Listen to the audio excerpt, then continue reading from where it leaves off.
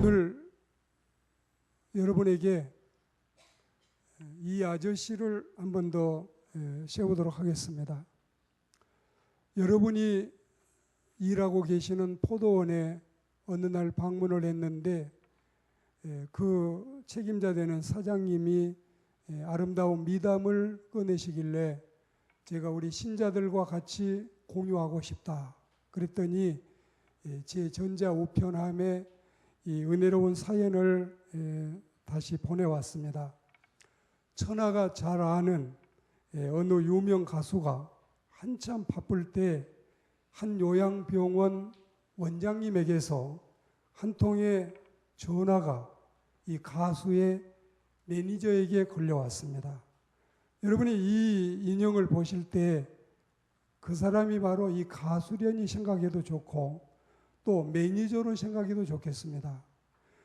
병원 원장이 시골에서 전화를 했는데 전화 속에서 말을 하기를 우리 병원에 14살 먹은 지체장애의 소녀가 있는데 가수님의 노래 중에 비련이라는 노래를 듣더니 눈물을 흘렸습니다.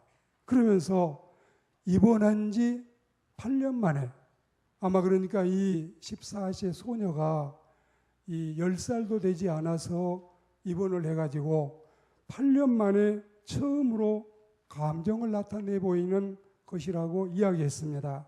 그러면서 원장님이 덧붙이기를 이 소녀의 보호자 측에서 돈은 원하는 만큼 줄 테니 가수가 직접 와서 얼굴만이라도 한번 보여주시든지 노래 한번 불러주면 더 좋겠다는 뜻도 전했습니다. 당시 이 가수의 매니저인 최동규 씨, 자 이럴 때는 이 신사가 최동규 씨인데 이 최동규 씨가 말하기를 우리 가수님이 한 번 출연해서 노래를 부르면 한 3천만 원에서 4천만 원 출연료를 받는 때라고 하면서 그러면서 이제 그가 캬바레에서 이렇게 노래하는 가격이 비싸다는 뜻입니다. 그때 매니저인 자신이 이 소리를 듣고 가수에게 그 사연을 이야기를 했습니다.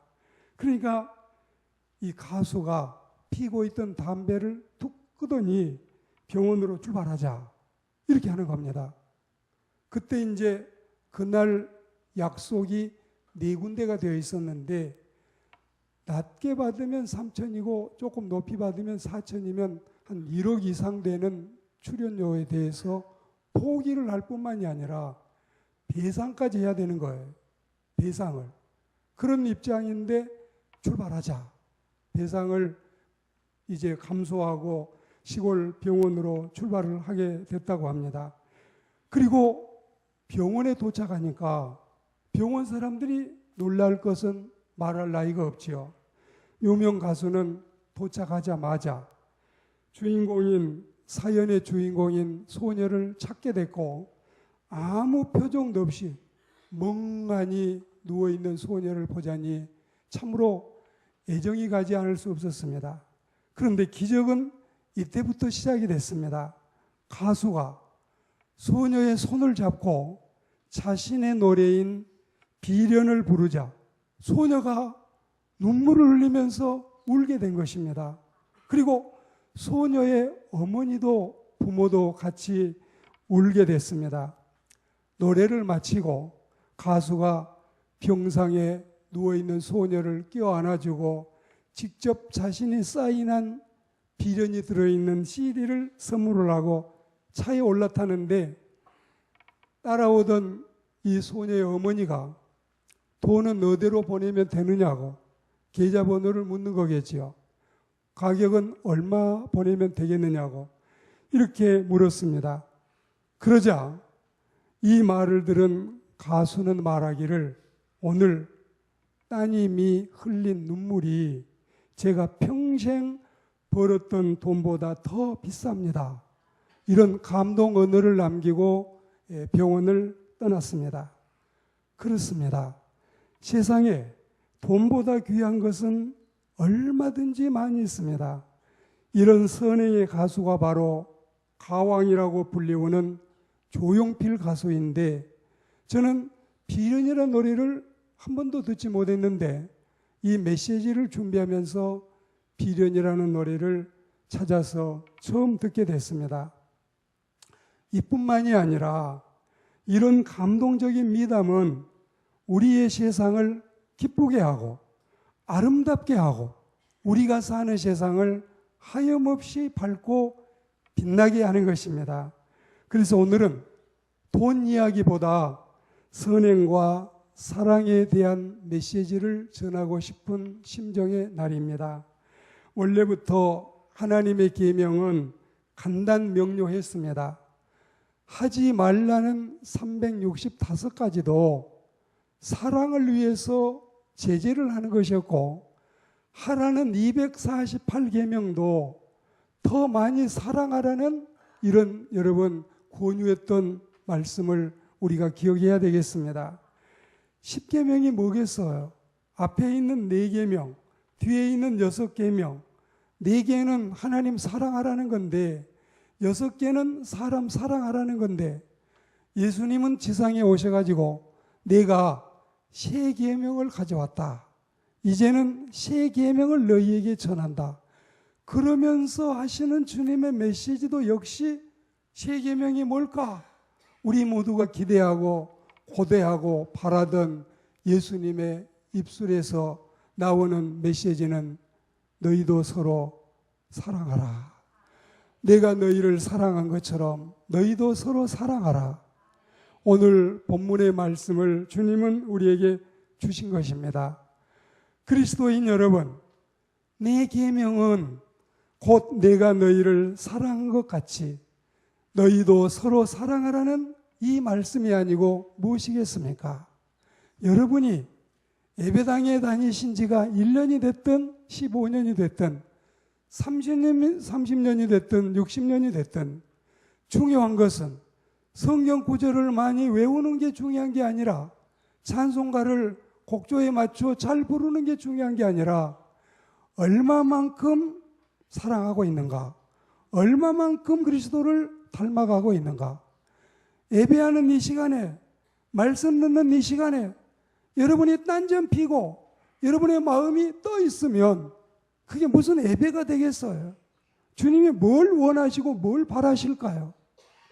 오늘 우리는 진리이신 그리스도를 목전에 두고서도 진리가 무엇이냐고 묻던 저 바보 천치 빌라도처럼 우리들이 이 깊고도 오묘한 하나님의 뜻을 잘 모르기 때문에 하나님의 계명을 찾아오겠다고 계룡산으로 가고 하나님의 계명을 가져오겠다고 저 바다 끝으로 가고 하나님의 계명을 가져오겠다고 하늘을 날아가는 인간의 어리석음을 우리 한번 짐작해 보지 않으시겠어요? 하나님의 말씀은 바로 우리 가슴에 있어요. 우리 손 안에 있어요. 하나님의 말씀은 우리 마음에 있고 내 곁에 있고 지금 예배하는 이 시간 우리에게 있음을 믿습니다. 이 세상에서 제일 중요한 때가 언제일까요?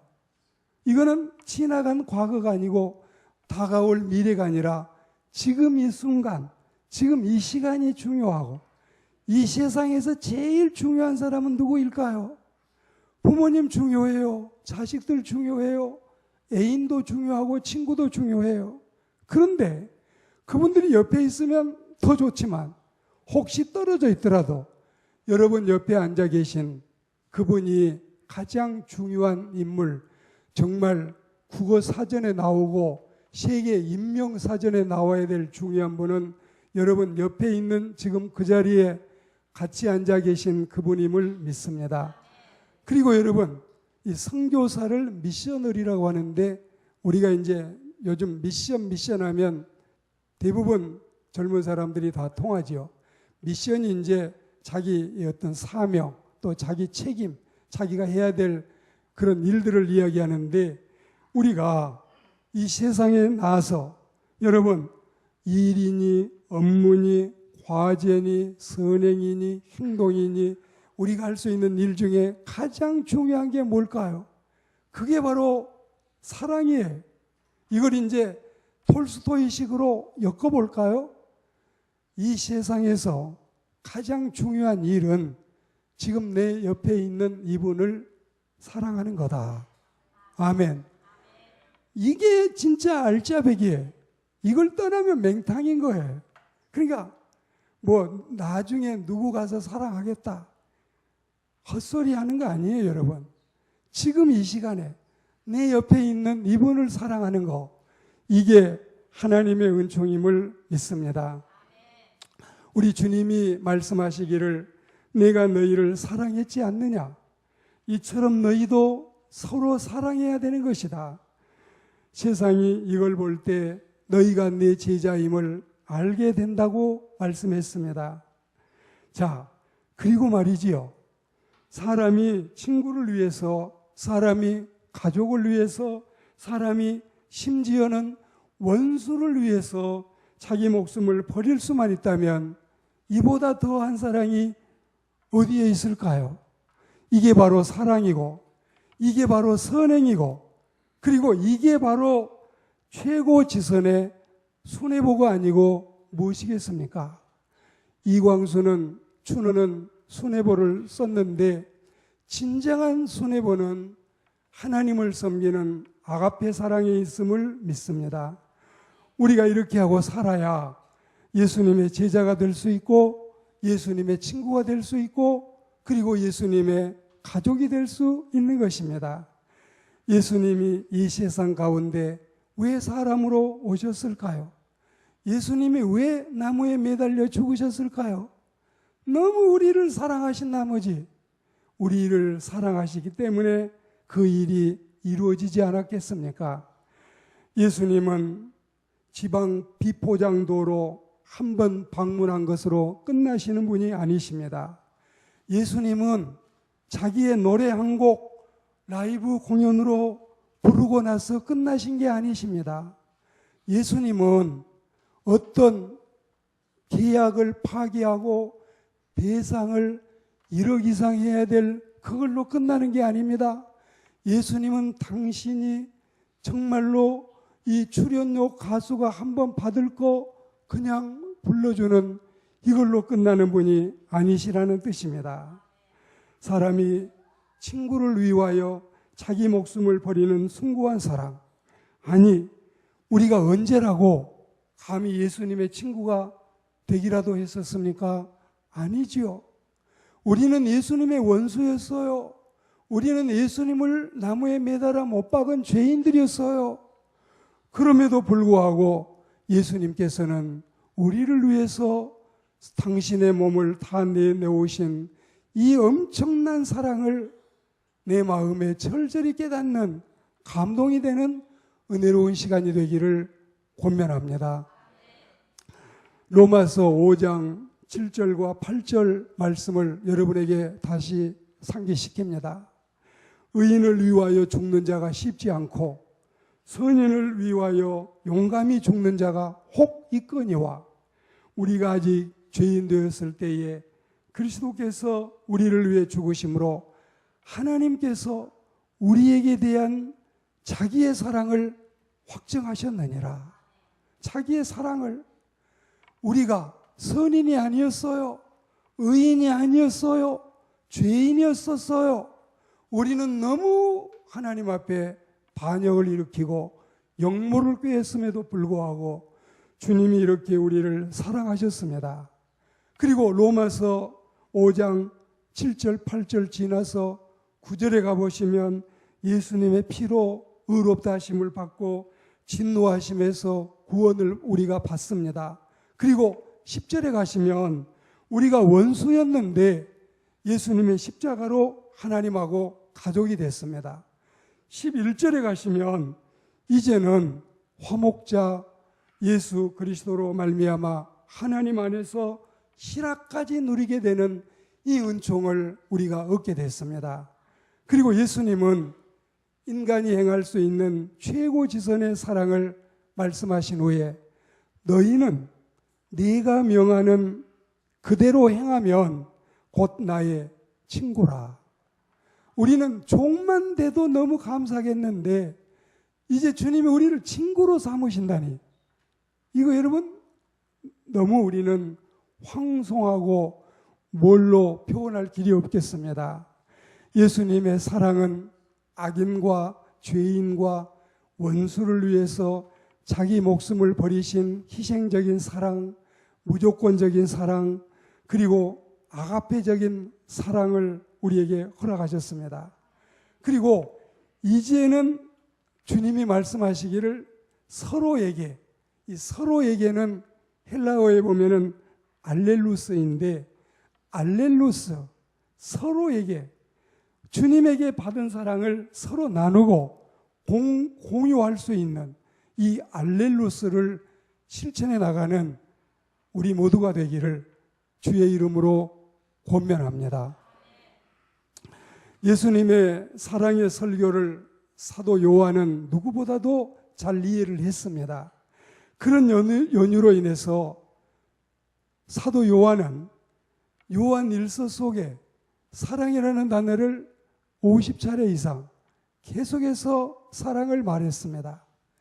친구 간의 필리아 말고, 남녀 간의 에로스 말고, 부모 자식 간의 본능적인 스톨게 말고, 정말 우리를 사랑하시는 이 뜨거운 아가페의 사랑을 우리에게 말씀하셨고, 요한은 이 뜻을 충분히 이해를 했었던 것입니다. 세상에 도망다니던 다윗을 사랑하고 챙기는 요나단의 사랑은 실로 대단하고 숭고했습니다. 아버지가 왕이십니다. 아버지가 떠나가시면 자신의 자리가 왕의 자리입니다. 근데 옆에 붙어있는 이 더벅머리 소년을 보니 이게 왕을 차지할 것처럼 똑똑하고 잘났습니다. 이걸 제거를 해야 되는데 요나단은 나는 왕 되지 않아도 좋아. 나는 친구를 사랑할 거야. 저 친구가 억울하게 쫓기고 있어.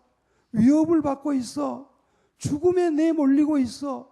그걸 부왕이신 우리 아버지가 벽에서 기대에 있으면은 칼을 던져서 이제 박제를 하려고 꽂으려고 하고 있어.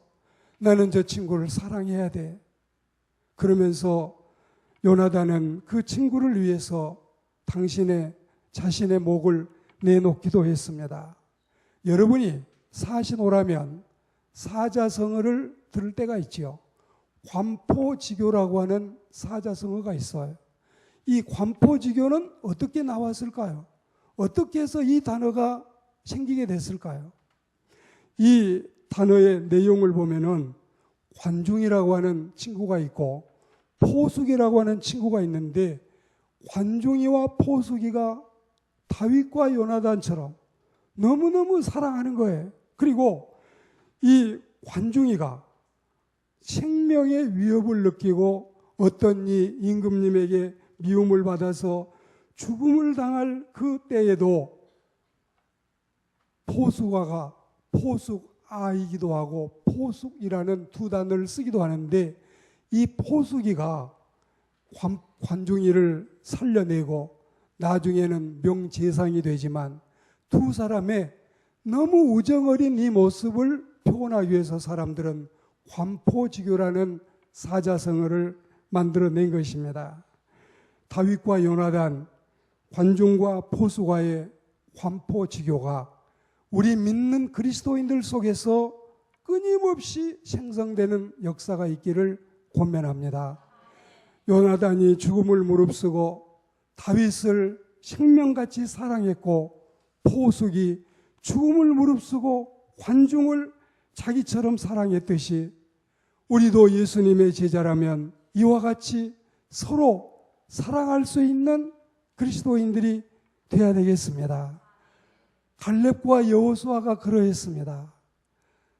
여호수아가 모세의 뒤를 이어서 영도자가 됐습니다. 갈렙은 여호수아의 친구입니다.